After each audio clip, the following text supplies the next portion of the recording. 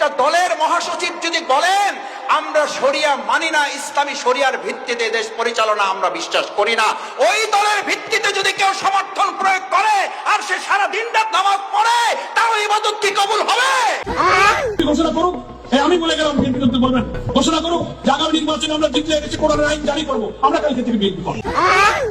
যেটা আলোচনা হয়েছিল, উনি প্রশ্ন করেছিলেন যে যদি আপনারা জনগণের সমর্থন নিয়ে রাষ্ট্র পরিচালনা বা সরকার পরিচালনার সুযোগ পান, তাহলে কোন আইনে আপনারা দেশ চালাবেন? এটাই ছিল মূল প্রশ্ন।